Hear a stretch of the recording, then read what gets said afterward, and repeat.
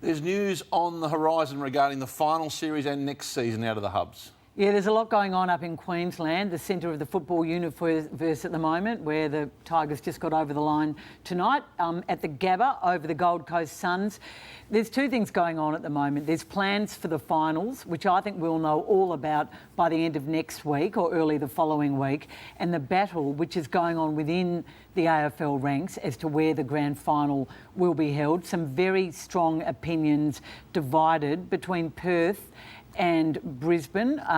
I think Brisbane is slightly ahead at the moment, but there's also plans for next year and the very strong possibility that the season might not start until May or June if COVID continues to dominate the landscape and we can't get people back into the footy stadiums here in Melbourne, and Queensland might be needed to be called upon again to provide a home for AFL football. And Craig, it's where the footballers want to be. The AFL have officially asked the Queensland government today whether a host of players and club officials, even CEOs, can remain in Queensland. Wow. They don't want to come back to Victoria when the season's over. They want special permission to stay up there for weeks and maybe months. But the grand final, I'm told it's a multi-million-dollar decision if the AFL knock back West Australia, even though they're blueing with the West Australian government. I'm told it's $30, even $35 million is on offer from the West Australian government to stage the grand final at Optus Stadium. It's really the hip pocket versus the heart.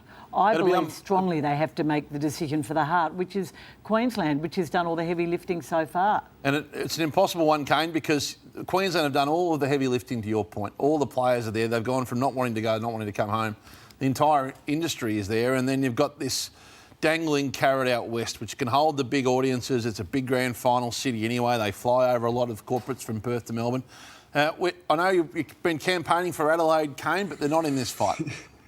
No, they're 10 goals behind, Hutchie. That's all over. That ship sailed. Look, I just think you play it where it's the best spectacle. Now, that's clearly going to be in Perth. I think, and if money's a factor as well in today's environment, then it's a no issue for me. It's in Perth. Now, you can compromise and hand some significant finals to Queensland. Maybe all the finals are played in Queensland, but we want the game where it's going to be best served to the public and the millions watching on TV, and that's in Western Australia. Most of Gillon McLachlan's senior executive, I'm told, want the game to be in Queensland. Most of them are based there and have been for some time.